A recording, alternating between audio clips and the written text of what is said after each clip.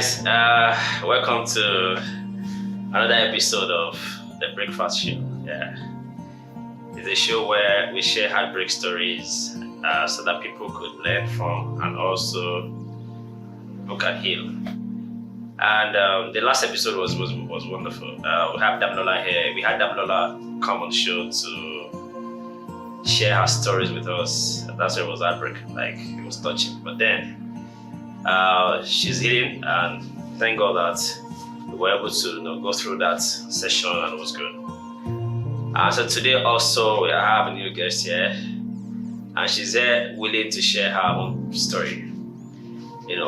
She's a content writer, she's a media person, she's also a politician. Yeah, she get one of the be like this, yeah. So her name is Kemi Komolafe. And today she's here to share her story with us, for people to learn from. So the reason for doing this is for people to learn from and affect, those things in their relationship, identify red flags and make sure that it doesn't happen to them. And also for the bearer to heal up. So we have our guest here, Miss Kemi. How are you? Thank you. We're glad to have you here today on the Breakfast Show episode. And of course, as you know, today we want to listen to your story. Heartbreak story. They always love story before the heartbreak story. Yeah. So we want to know from the love story, from the beginning, how you people met, when the thing was sweeting you people, and the heartbreak. Please, can we just start? Thank you, King Zero. Mine is a bittersweet story. Bittersweet. Bittersweet. I like it. Okay. Because I had the sweet part that I thought it was paradise, that everything is just gonna go on like that, and at the end of the day, it will be forever happy story. When it was sweeting you? That's when I was having it very sweet. Lovely, yeah. Well, it started around 2005. Okay. Yeah, I just got back from my industrial training from Ota. I just got back into Lado from Ota. I was away for like a year. So when I got back, I got myself a job at an estate management firm, a real estate firm, so to say.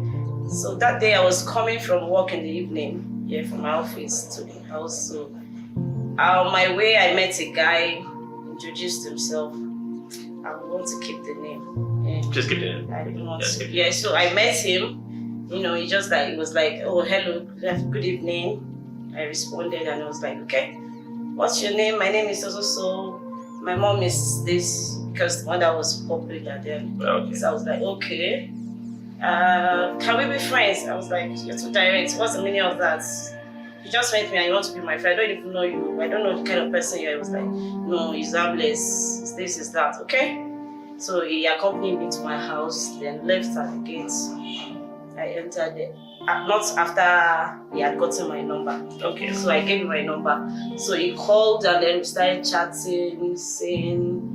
Then along the way we connected and then we started a relationship.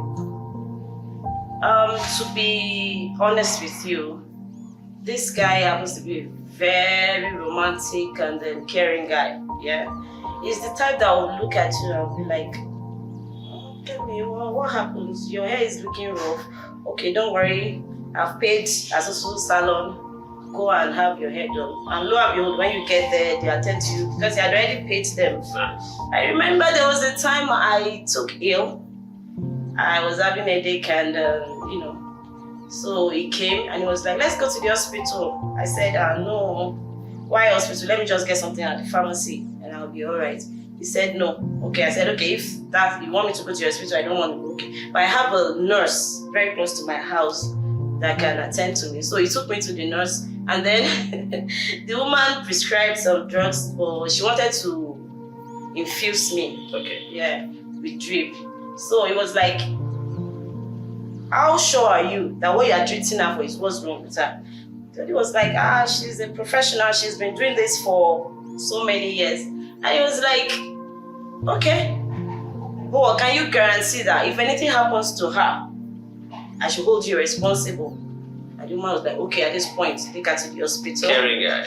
It was that caring. Nice.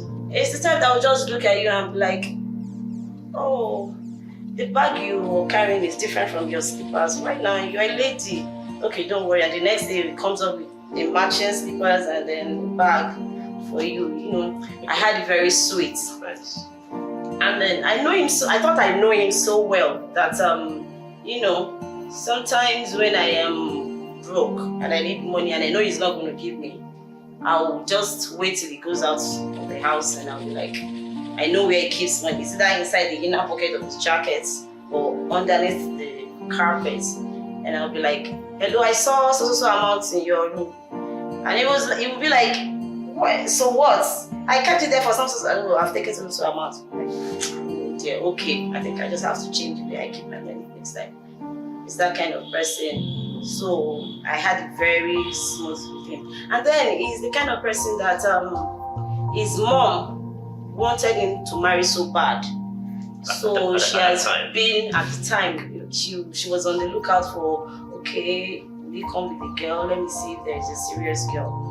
And then along the line too, he sat me down to tell me about his life story. Because the time we met, he just got back from China. Okay. So he told me about his story. He once had a girl before he traveled.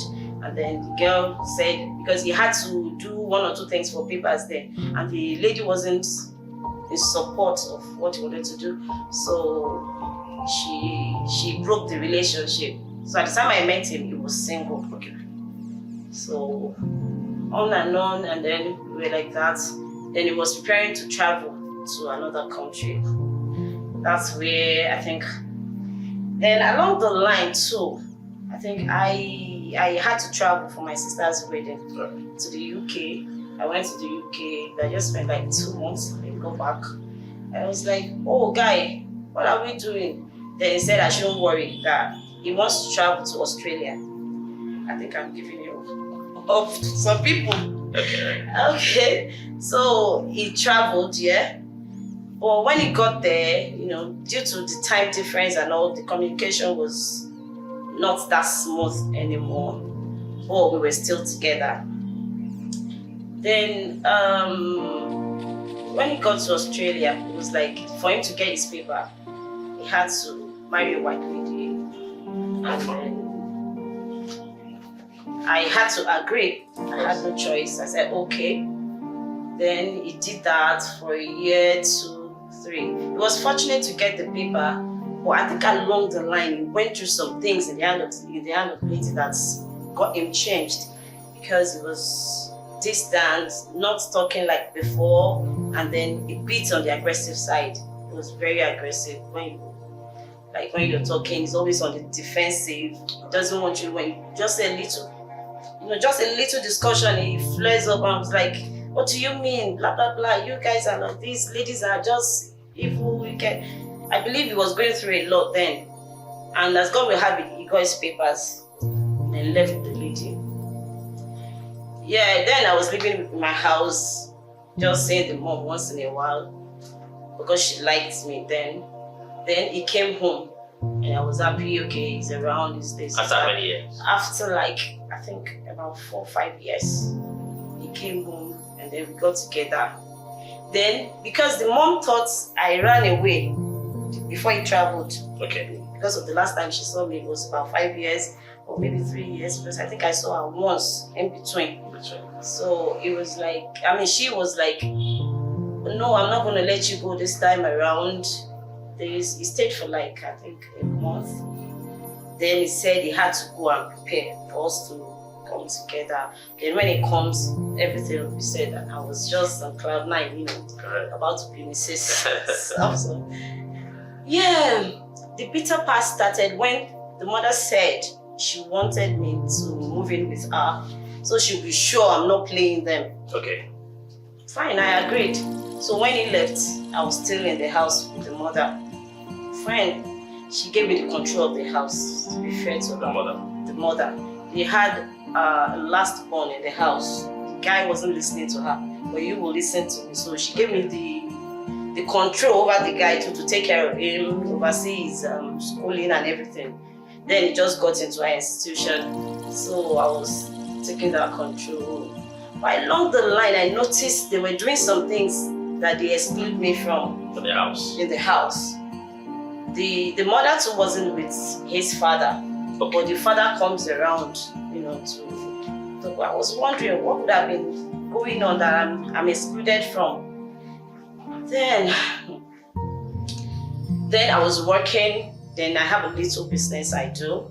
So sometimes when I leave in the morning to work or probably to the shop, a lot of things will have gone down in the house. And in the house that I don't know. Then there was one day the younger sister married, came from where she was. She was outside Ibadan. She came with her husband to the house to visit the mother. They sat, they were talking, but I was not included. I felt it's a family thing. Let me just let them be. Foolish girl. I did all the cooking, clean the house as usual. And then she left. Then about 2 weeks later, the mother just told me she wanted to go and visit her daughter where she was with the husband. The same daughter that came. So they traveled. Very early in the morning, I made food for them, they ate and they left. And I was in the house. And something pushed me to ask before they left that, Mommy, where are you going? And she was like, she had to go and see her daughter where she lives. That since she got married, she has not been to that place. And I believed it, I swallowed it, hook, line, and sinker. And then in the evening, they got back and things went back to normal. But along the line, I went to shop. Then there is this guy. Let me not leave that part out. When he went back to Australia, he has a lot of projects he's doing. So here in Nigeria. Here in Nigeria. So he sends money to me to give out to the person in charge of the project. So unknown to me, the guy in charge of the project wasn't really down with the arrangement. He wants the money direct. He wants to be able to ask for the money direct and no supervision from any quarter. And then the mother, apart from just few paperwork she thinks has to be done over the project, she knows nothing. Okay. But I was able to monitor, ask for this, ask for that, which didn't go down well with the guy. Yeah. So I don't know the arrangement between the mother and the guy. I was at shop that fateful day. The guy called me that he wanted to see me, the one in charge of the project. Then I went, and he was like, I don't know what he used. He was just like, what are you doing in that house? I was like, it's mommy that asked me to come. And he was like, why don't you leave the house? I was like, leave the house? What for? Why? The guy is coming back, and then we are getting together, and he's preparing his house, preparing everything. And I was like, do you know this guy is almost married? My so-called fiance, my boyfriend. And I was like, okay, the guy said almost married. Okay. I was like, almost married? Where? How? When? To me now, so you what happened?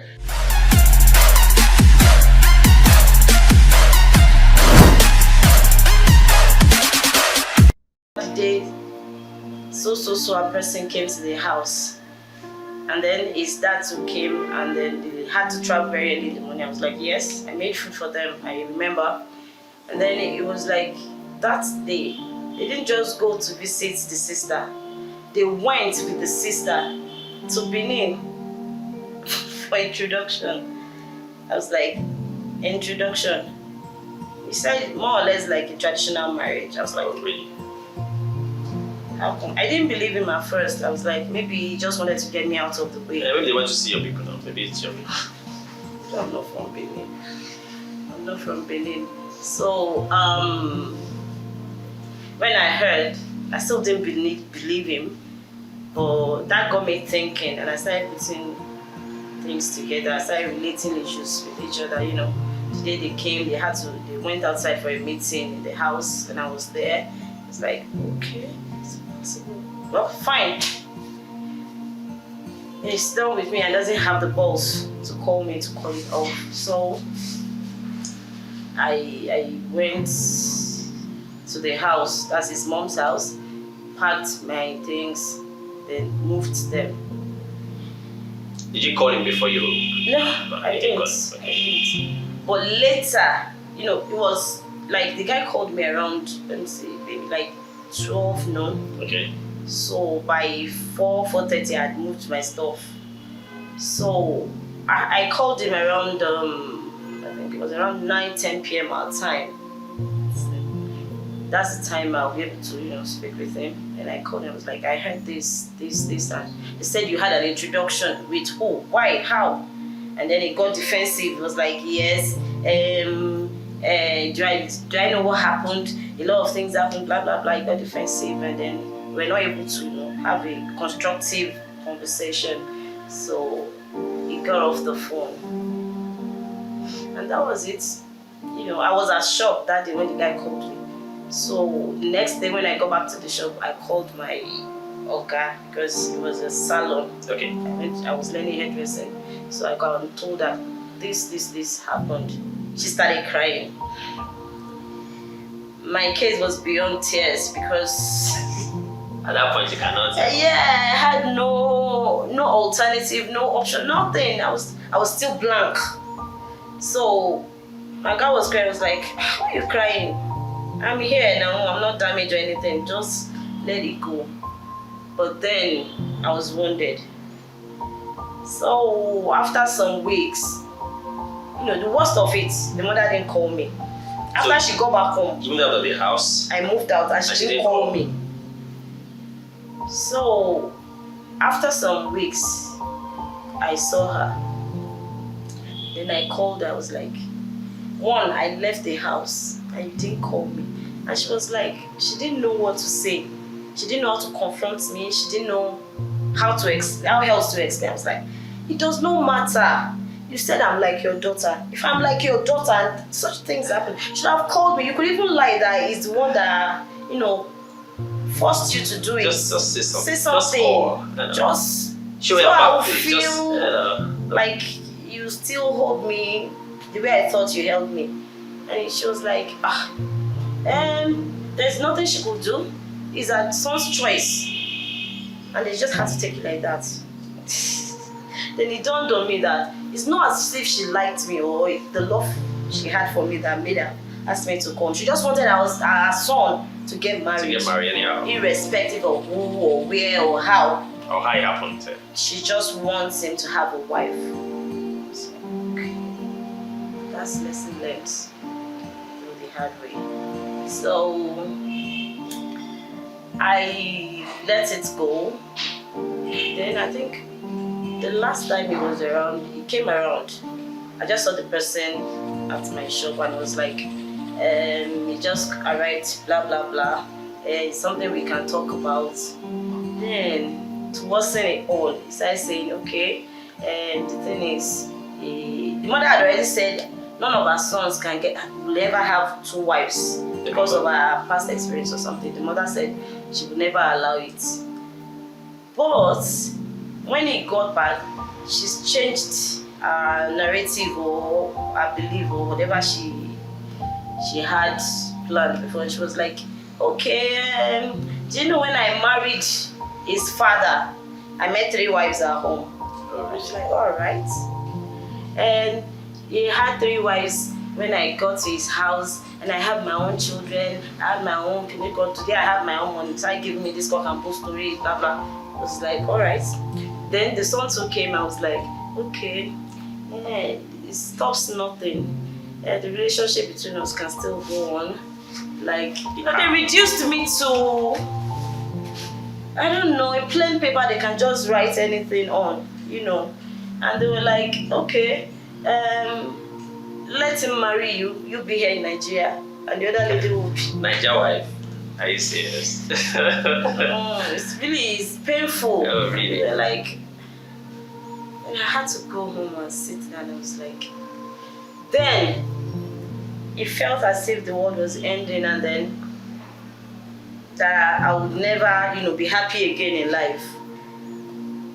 I was pained, bruised, hurt. For I just had to let it go. Though hard, it was really, really, really tough for me then. And the funny thing is, till date, we still talk. As friends. There's some I can't be friends with someone like that. But then I just find myself talking to him, and at the end of the day, he will still say, "My runaway wife, my this, my that, and I'm coming to marry you. I'm coming to." So the thing is, all that thing played out, and there was no, from their own side, they showed that they progressed anything. So does that mean that there's been planned, and it was a planned attempt, or it just happened? It just I think. Because for the brother to say, "Come and stay with us," and that happened. Yeah, yes. And she didn't regret. She That didn't even got feel me baffled. I don't know what went wrong along the way, but I think looking back now, when I went to UK, when I got back, I was telling him I met this guy, I met that. So I felt maybe he just felt, 2 months in UK, I already meeting guys. Then after a while, he made mention of something that if it were to be him, if he travels, the moment he gets there, he starts shopping, he will start doing shopping for me. But he had forgotten that it was just a family visit. I was a student at the time. There was no money. I didn't carry money. Like, I didn't go with money. So how do you expect me to start shopping, buying stuff for you? That's an excuse. I think the part I have problem with is the mother said, "Come into the house, stay with me because I like you." Then if you didn't want to cook, you took control of the house. Then under your nose, they went ahead to have a traditional wedding done. Then he left the house. Then when you saw he confronted her, and all she could say was, she has to go with what she said. I don't know what to say. And there's nothing they could do. That she didn't know what to say. She didn't know how to confront me. Then sitting back at a later time, I realized it was just a plot. Like, the guy that was in charge of the project was coming to see the mother. I don't know what they were saying. Then the guy too didn't want me handing out money to him. But he wants to get the money directly from him. Then he wants to be able to communicate with him to get more money from him directly. So he played along. I think the plot was just to get me out of the house from that guy's side. But fortunately for them, the guy too had already messed up where he was, so they just used that as a reason to get me out of their house, out of their lives, and then be able to go on with whatever they had planned. But at a later time, the guy himself, after we had broken up, I told you we were still talking, then he said the project guy, the guy in charge of the project, was telling him stuff about me. Like, he was telling him, there was a time he said he told him I wanted to kill him. I think after a while he got over that, I wanted to kill him. Then he got spiritual. He went diabolical with him. That started saying, he went to a pastor, the guy in charge of the project, he went to a pastor, and the pastor revealed to him that I wanted to kill the guy. I wanted to take over his properties, take his things, and then he started helping the guy spiritually, according to him, doing stuff. And then that there was a time he even had a dream. He dreamt that I came to fight him, that he took the grace of God and prayers for him to remain alive. Hallelujah. Oh God.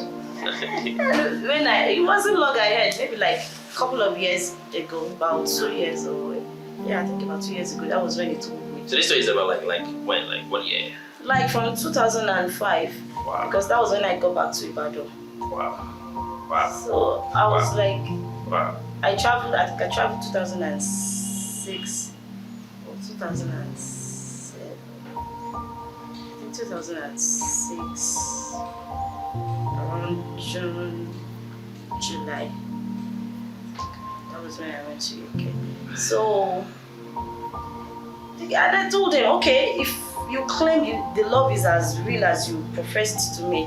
When the guy told you all this, why didn't you call me to tell me that, okay, oh, I heard this, I heard that, so then I'll know what to do, or probably confront the guy. Yes.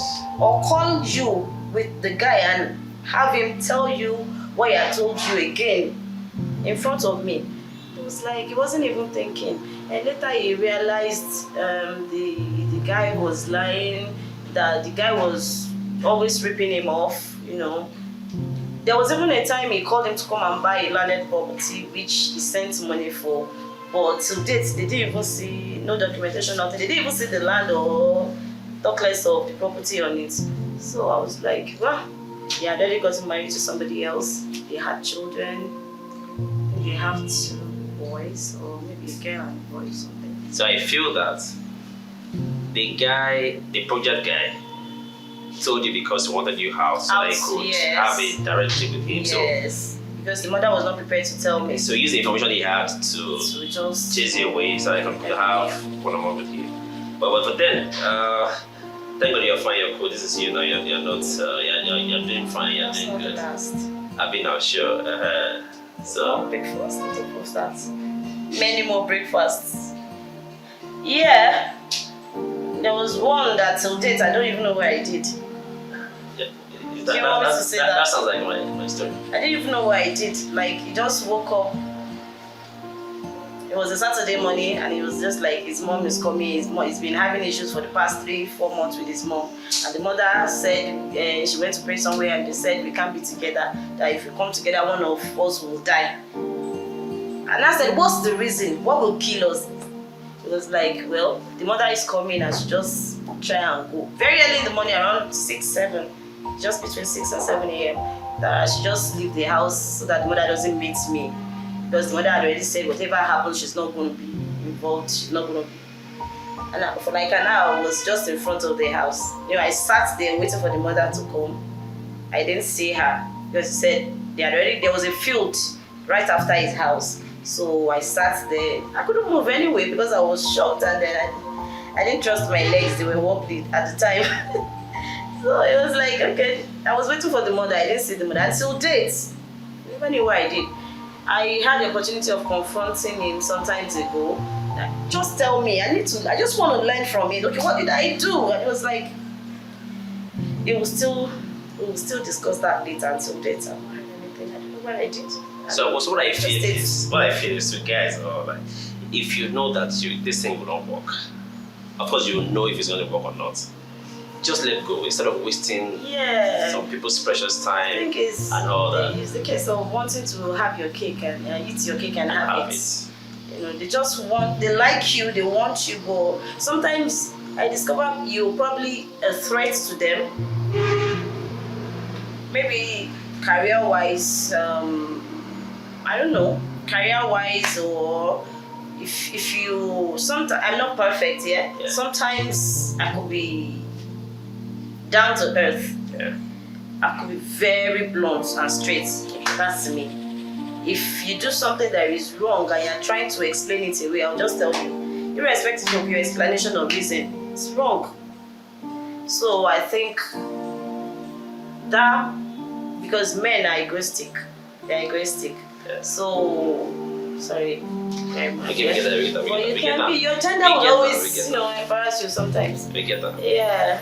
So they just want to have full control. Yeah. But when you resist a little, or you try to, measure up, they get threatened, and then they start reacting. Not all men anyway, but then that's the story, yeah. So what the take home from this story is, guys, if you know that you don't want this thing, or it won't end well. For me, I believe in telling the person from the start, hey, see, let's just define the relationship. I'm not going to, that's going to be, instead of wasting someone's precious time, yeah, it would be nice to say, okay, this is what we want to do. This is who we are. So for somebody who the mother has to come to the house, she was taking care of the house, cooking, and under her nose they went somewhere else to have the traditional wedding done. and she got to know, and they didn't even feel remorseful. It was just like, yeah, it happened and it happened. That looked like a planned work for me, but then why waste our precious time? So you just need to learn from this, and also if they need any one way or the other, we have these tendencies of wasting people's time or trying to deceive women. Just stop it already, and let's heal the world together. Thank you so much for coming to the show. It's a lovely story and I love it. Yeah. So guys, till before the next episode that will come around and give you another story, and to stay safe out there and stay blessed. God bless you. Thank you.